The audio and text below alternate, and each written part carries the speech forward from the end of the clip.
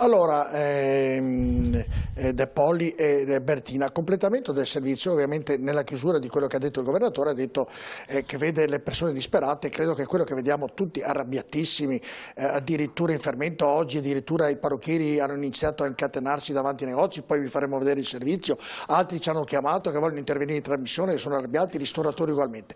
Però a completamento, se mi inquadrate i due ospiti, chiedo e saluto Marco e Claudio dalla regia, per chiedervi, e la domanda è prima poi di farvi intervenire vi faccio vedere qualcos'altro, è il Presidente del Consiglio che di punto in bianco si alza al mattino e decide questo, o il Presidente del Consiglio è diciamo, condizionato dagli scienziati o i tali che decidono il futuro sanitario e ne hanno la ragione, però diventa anche un problema ovviamente economico dall'altro. Allora lui presumo non sia stupido, avrà prima di fare queste dichiarazioni si sarà confrontato con molte persone. Vi ho anticipato questo perché il professor Crisanti ha fatto delle dichiarazioni. Il professor Crisanti è un braccio destro del governatore Zaia, lavora con la regione Veneto, è stato il promotore assieme al governatore dei tamponi a Vo che voi tutti conoscete e ha dichiarato questo. Andiamolo e ascoltiamo attentamente Denis quello che ci legge e poi vi do la parola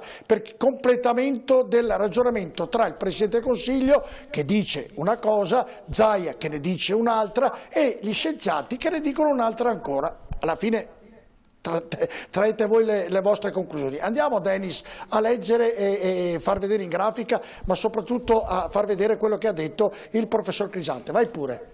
L'8 marzo, quando è stato deciso il lockdown, avevamo registrato 1797 contagi in più in un giorno. Ora siamo ancora sopra i 2000 nuovi casi in 24 ore. Non capisco che cosa ci sia di diverso oggi rispetto al giorno in cui abbiamo deciso di chiudere tutto.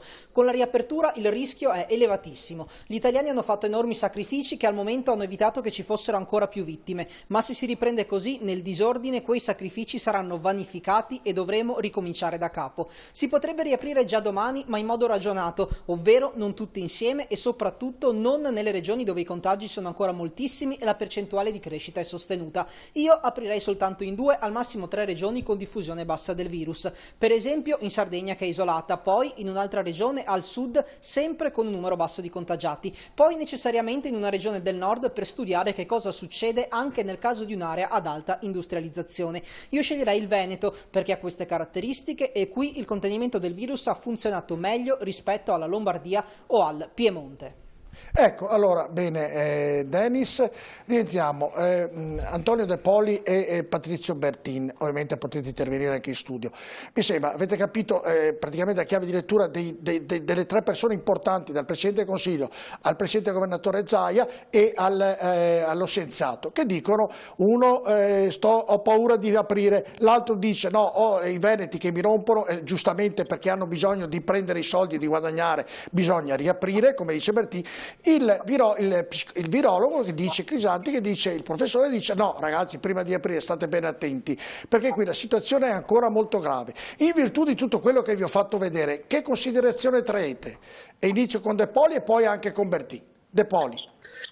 Sì, intanto buonasera a tutti, ma credo che la situazione sia abbastanza, come diceva prima anche il Presidente Zaia, di confusione. Da una parte dobbiamo garantire la sicurezza e su questo sanitaria, e su questo siamo tutti d'accordo, però altrettanto dobbiamo far ripartire il nostro tessuto socio-economico. Su questo non è possibile che, come per ripetere le stesse parole, all'interno di un autobus o di un tram ci possono essere X persone e non si possano fare concretamente, per esempio all'interno. Parlo di chi è stato chiuso nei tempi più lunghi, i barbieri eccetera, ad appuntamento 1 o 2 persone secondo la grandezza del locale.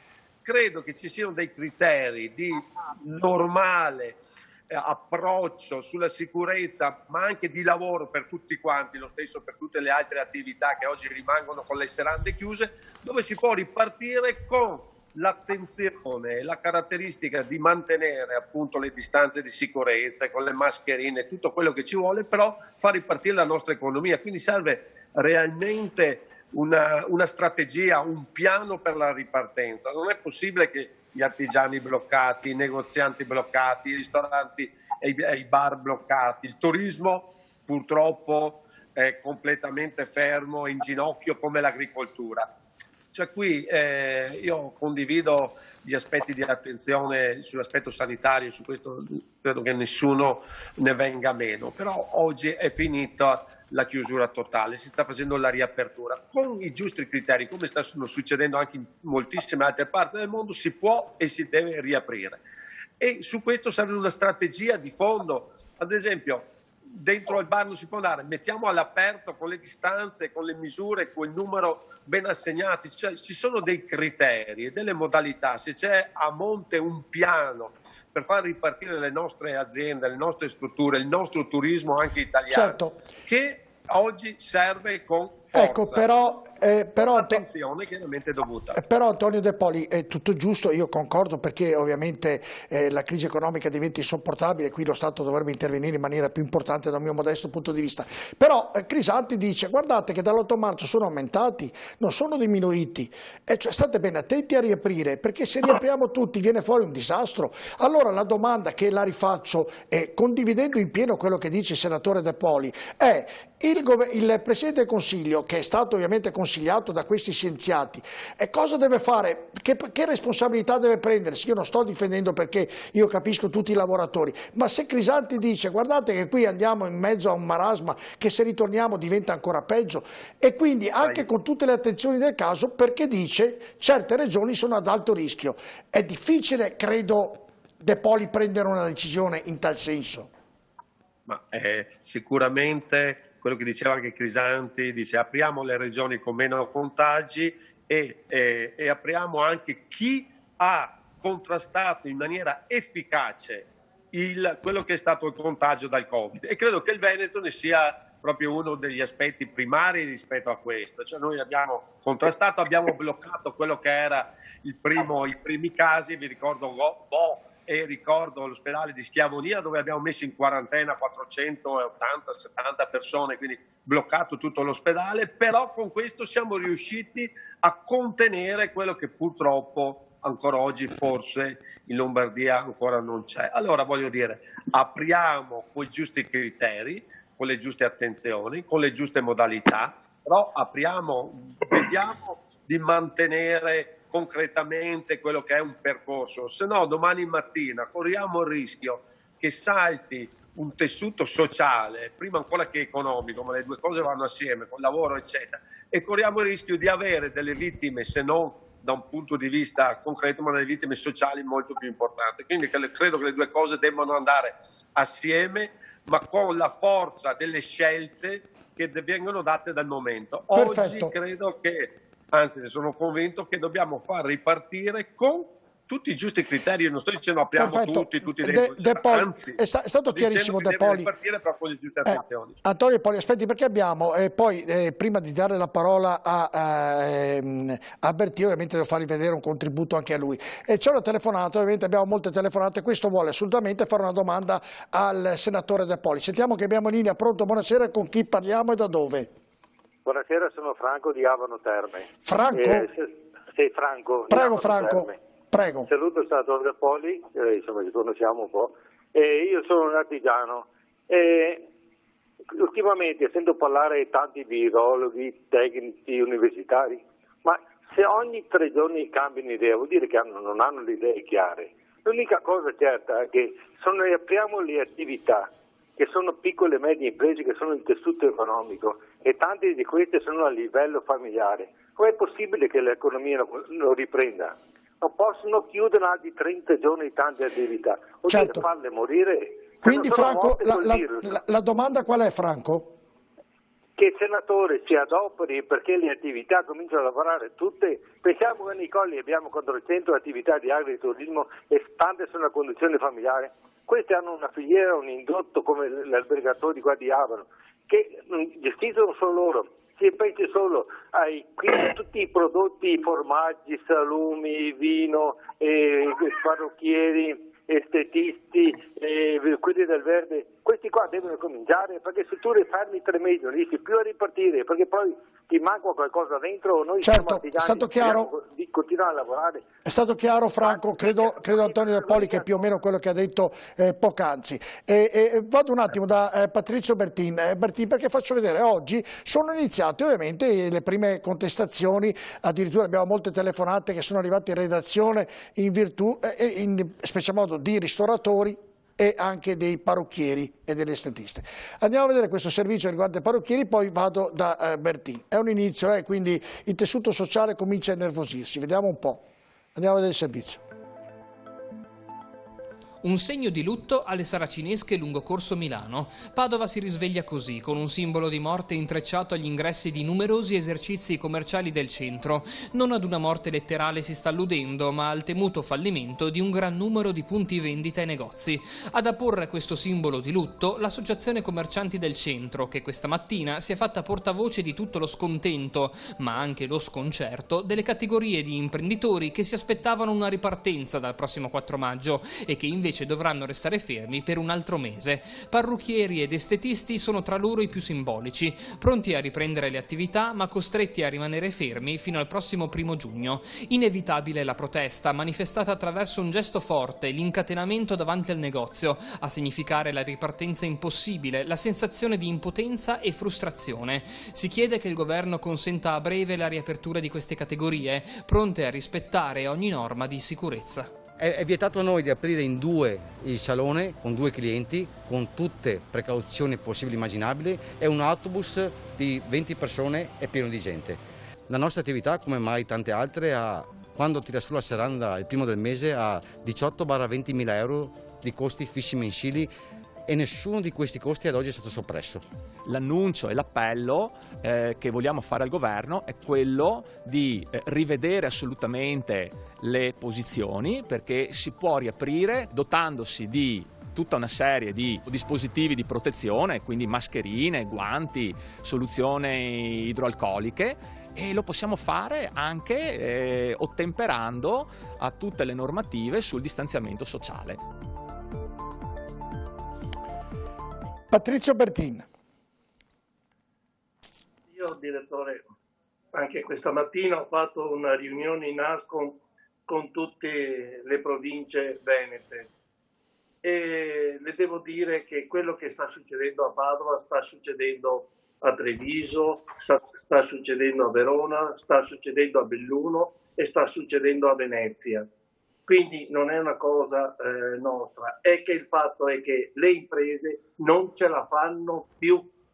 È inutile, io rispetto il professor Glissardi perché è un scienziato di fama internazionale, però la situazione che sta sorgendo ormai è ingovernabile, perché le imprese hanno finito tutto quello che c'era da finire, hanno finito anche la speranza di riaprire, e questo è il dramma, perché non ci sono segnali positivi di cosa e come dobbiamo comportarci. In questa situazione qualcuno mi deve dire cosa posso dire io alle imprese quando mi chiamano al mattino, e vi posso assicurare che la gente che mi chiama piangendo, perché ormai sono finiti tutti. Noi siamo 60 giorni che siamo chiusi, non abbiamo visto un becco di un quattrino, perché se si considerano i 600 euro qualcosa allora mi offendo, ok?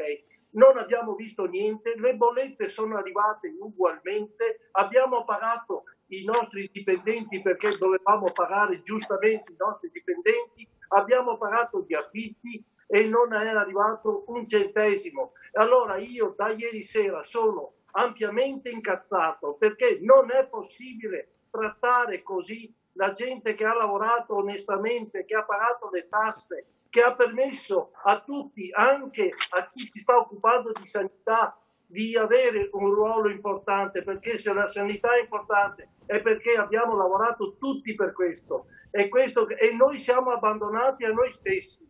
Questa è la verità, e non si può più andare avanti in questo modo qua. O si reagisce in qualche modo, nel senso che questo governo ci dà delle risposte, o altrimenti succederà quello che abbiamo visto. si formeranno tantissimi capi popolo dove andranno magari a destabilizzare un tessuto sociale che abbiamo creato in tanti anni come bravi e efficienti italiani. Questo è quello che mi auguro, che non succeda questo. Per questo io dico al governo: dacci delle risposte chiare. Noi chiediamo che ci siano soldi a fondo perduto perché le imprese ormai sono a zero. Perfetto. È inutile fare la denuncia dei redditi se il reddito l'abbiamo già mangiato in questi 60 giorni. Non c'è più niente da mangiare. Adesso bisogna reagire.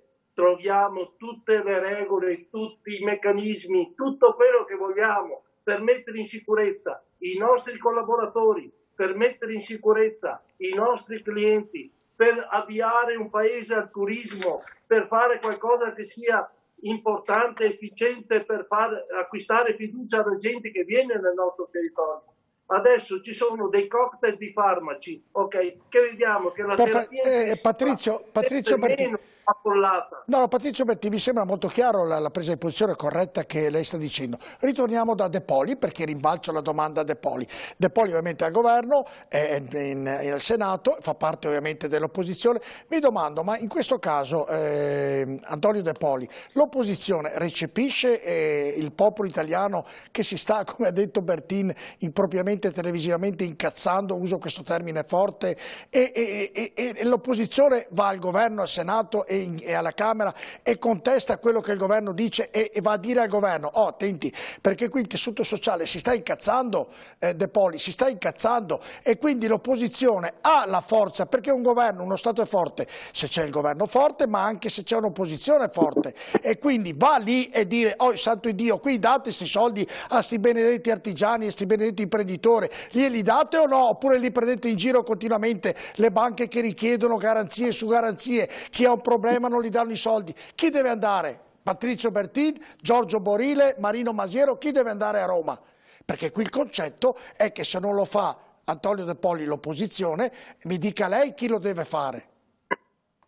Ma io credo che l'opposizione, almeno per quello che mi riguarda, sta facendo la sua parte. Anzi, l'opposizione, Antonio De Poli, è con chiaramente i nostri artigiani, i nostri commercianti, i nostri parrucchieri, i nostri albergatori del turismo di Abano, i nostri agricoltori, i nostri artigiani, cioè con tutti i nostri cittadini. Però assodato questo, se questo governo non ci ascolta, se questo governo ma incatenatevi lì, De Poli, incatenatevi davanti, incatenatevi. De Poli, mi scusi, come non ci ha ascoltato fino ad oggi, De Poli, mi scusi, faccio provocatore, incatenatevi. L'opposizione va lì davanti al Parlamento, si incatena, fa una protesta che sia una protesta mondiale, cioè qualcosa dovete pur fare. Si può fare anche l'incatenamento di tutti noi, ma credo e sono convinto che se questi non ci ascoltano tutti assieme con i nostri imprenditori del territorio, dovremo andare con noi in testa davanti, quindi prendendoci la responsabilità come opposizione di mandare a casa, tra virgolette, mandare a casa chi non ascolta i propri cittadini, i propri imprenditori, la propria parte sociale. Tutti insieme dovremo fare questa battaglia. Lo dicevo qualche minuto fa a Bertin, finché aspettavamo l'inizio della cosa, che dobbiamo proprio, anche in virtù del 1° maggio, che è la festa dei lavoratori, proprio è emblematica questa scadenza proprio in questo momento, proprio metterci insieme per avere la forza più ampia, la forza del popolo italiano, la forza della gente, dei cittadini, degli imprenditori italiani, di tutti i comparti. Ma perché De Poli? Perché purtroppo siano tutti i comparti oggi in sofferenza, non solo uno, ma tutti i comparti, come abbiamo sentito qualche secondo fa. Mi scusi se la interrompo perché ho tante cose da dire questa sera, ma perché gli altri governi, Francia, Germania, Spagna stessa, danno i soldi direttamente nel conto corrente degli imprenditori, lì diventa tutto più facile, e qui in Italia è tutto un problema? Per quale motivo? Bravo, perché qui non hanno voluto bypassare la burocrazia, dando fiducia ai nostri cittadini e dargli subito un quid, come hanno fatto in Germania, ad esempio 5.000 euro immediati di liquidità per poter superare questo primo e secondo mese, cioè immediatamente della liquidità immediata, e bloccare chiaramente le tasse senza far queste sono le prime cose voglio dire, primarie per poter ripartire. Dopo quindi un cosa piano succederà? strategico Patrizio, fondamentale per far ripartire la nostra certo. Italia, ma lo dobbiamo fare con risorse dirette e concrete se vogliamo dare una mano e far ripartire la gente e fargli riaprire, perché se non li facciamo riaprire non andiamo da nessuna parte. Ecco, Patrizio con tutta Bertin... la sicurezza sanitaria di conseguenza. Certo, Patrizio Bertin, cosa succederà? Perché io sento parlare, mi associo alla parte di Bertin, qui sento parlare tutti, Patrizio, tutti parlano bene perché poi ovviamente sanno bene l'italiano, sono ben preparati, non è che il Presidente del Consiglio faccia appunto la riunione televisiva alle 8:20 di sera, alle 8:30 di sera, perché dà il tempo di pensarci alla notte a mente fredda, magari se fa quella lì alle mezzogiorno succede qualcosa di diverso. Cosa bisogna fare, Patrizio Bertin, per andare tutti a Roma? Cosa bisogna fare? Perché qui la situazione, ne abbiamo già parlato con lei nelle trasmissioni, mi sembra che io dissi in tempi non sospetti che non mi fido molto delle banche, ma hanno detto che le banche non sono responsabili perché lo Stato non dà le garanzie, mi raccontano mille belle favole. Cosa bisogna fare, Patrizio Bertin? Lei è responsabile, è un presidente, cosa bisogna fare? Perché lei si incazza, ma bisogna fare pure qualcosa, Sì, direttore, io farò tutto quello che è nei miei poteri per poter dare una mano alle imprese. Chiaramente in questa situazione non è semplice trovare delle soluzioni. Io parlo costantemente sia con Antonio De Poli, con i nostri rappresentanti al governo, ma anche con Zaia, con Marcato, che sono i referenti, diciamo, che riguardano, con Caner, che sono referenti che riguardano la nostra regione. Però in questo momento qua cioè non è che vogliamo fare noi qualcosa che va contro a qualcuno, noi vogliamo solo delle risposte. Certo. Mi sembra che quello che succede alla domenica sera, che ormai siamo abituati, sia più una ricerca di consenso che un chiaro aiuto alle imprese. A tutti quanti, ripeto, chiaro? Non possiamo più andare avanti. Allora, sentiamo, faccio così, devo sentire che... Se succede qualcosa di irreparabile, allora ecco che la risposta a cosa bisogna fare viene avanti da sola. Questo è quello che succederà, se non ci mettiamo tutti assieme. Bertin, non è che neggiamo alla violenza, ci mancherebbe, sono nettamente contrario. Prima di sentire Federico Canner, che l'ha preso in causa appunto Bertin, c'è una telefonata che è mezz'ora che attende e si starà arrabbiando, non so che abbiamo il telefono, sentiamo chi e poi vado da Federico Canner. Sentiamo la telefonata, pronto? Sì, pronto? Buonasera, sono Elisa da Teolo. Prego. Le telefono per la questione delle seconde case. Mi rendo conto che il tema è un po' più leggero rispetto a tutti i problemi che ci sono in questo momento e che si sentono anche durante la trasmissione. Però veramente non ci si sa come muovere in questo momento. Allora, la domanda è la seguente, sempre se c'è una risposta, insomma. Io e mio marito abbiamo una seconda casa a Jesolo e agganciandomi alla concessione che stamattina in conferenza stampa ha dato Zaia, rispetto che da domani mattina individualmente, almeno mi sembra di capire, ci si può recare appunto per manutenzione ha detto per manutenzione, esatto, benissimo. Allora io mi chiedevo, se non da domani, a partire dal 4 maggio, sarà sempre uno spostamento individuale per motivi ben precisi oppure si potrà recarsi, diciamo, un nucleo familiare di 2 persone, sempre vietando assemblamenti e quant'altro e comunque senza accedere alle spiagge perché ancora non sono praticabili. E quindi questi spostamenti saranno ancora individuali oppure... Per il momento le rispondo già, sono individuali. Finché il Presidente del Consiglio non cambierà decreto, sono individuali. L'ha cambiato Zaia oggi, poi vi faremo vedere anche quello in grafica, quello che ha detto Zaia oggi, ma saranno, finché non cambia qualcosa da Roma, saranno ancora individuali. Ho capito. Magari speriamo che il più presto cambi. Allora, grazie alla nostra telespettatrice. Allora, sul ragionamento, che poi ovviamente andremo a parlare di turismo perché è quello che interessa anche l'assessore Caner, e quindi la domanda è sul problema che c'è. Perché c'è un problema che io, assessore, sento parlare tutti e delle volte sento parlare Zaia. Zaia è uno molto alla mano, si ricapisce quello che dice e quello che fa. E invece vedo nel panorama nazionale della politica dei ragionamenti e presumo, l'ho detto all'inizio della puntata, che questi non sono stupidi, ci ragionano, perché sono delle persone culturalmente preparate, che sono aiutate da molti scienziati, da molte persone che ne conoscono qualcosa sicuramente più di me, quindi non vanno lì a casaccio, non credo vadano lì a casaccio. Perché fanno questo, Assessore? Guardi, il problema è sempre lo stesso, chi sta a Roma non ha la percezione di quello che accade sul territorio, purtroppo. Io me ne sono reso conto per tanti motivi, e anche la commissione dei 17 che hanno fatto, voi avete riscontrato all'interno di quella commissione persone che provengono dal mondo imprenditoriale, anche grandi imprenditori o comunque gente che potesse rappresentare tutto il tessuto economico-sociale del paese? No. Hanno chiamato delle persone che loro ritengono importanti, degli scienziati, dei medici, addirittura uno psicologo,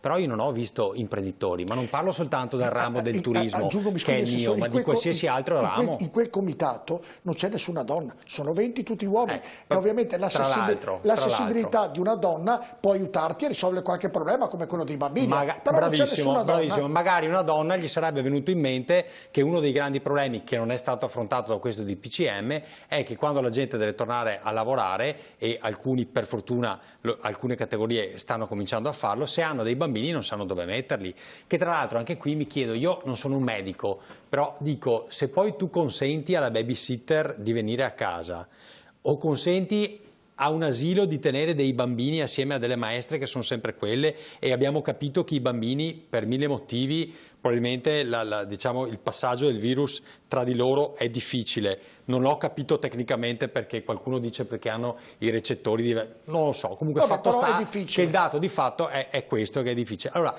mi spiega qual è il pericolo di aprire un asilo nido rispetto ad avere dei babysitter che vanno nelle case dei singoli? Forse è solo una questione di responsabilità, tutto là, di scaricare la responsabilità da una parte all'altra, ma non che il pericolo non esista. Cioè ci sono una miriade di cose che non tornano, e questo probabilmente è quello che fa arrabbiare la gente, perché io capisco anche quello che dice qualche medico, in particolare Crisanti, che io stimo particolarmente perché è uno di quelli che ci ha aiutato anche a contenere più degli altri nella nostra regione il tema del virus, però siamo in una situazione tale per cui o fai una serrata totale, e la serrata totale devi già dire quanto dura, no? Per fare la cosiddetta quarantena e poi aprire, non è che puoi fare le serrate per sempre, perché altrimenti se non moriamo di coronavirus moriamo di qualcos'altro, perché viva Dio non si riesce a vivere. Allora, o fai la serrata o nel momento in cui hai un'apertura, e abbiamo ormai dimostrato che l'apertura in Veneto esiste, perché il 40-50% delle aziende ora, per un motivo, per un altro, per il codice Ateco, perché hanno mandato hanno fatto la richiesta in prefettura, la prefettura non ha risposto nei tempi adeguati, quindi hanno cominciato a lavorare. Insomma, fatto sta che le aziende lavorano.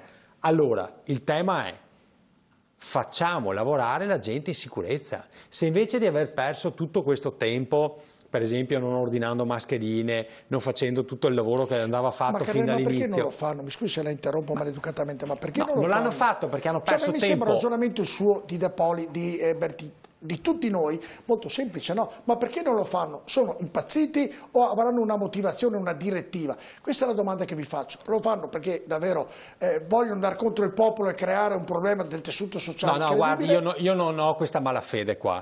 Io penso che questa sia impreparazione, punto. Perché nel momento in cui tu al 31 di gennaio e al 1 di febbraio è pubblicata nella Gazzetta Ufficiale che l'Italia è in uno stato di crisi sanitario, lo hanno scritto loro e lo hanno scritto per 6 mesi, quindi fino a luglio, tu non puoi dire che non eri a conoscenza del problema a gennaio. Fermo lì.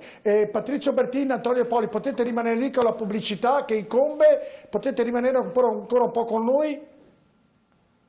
Sì. Perfetto, sì. Va bene, allora andiamo in pubblicità tra poco.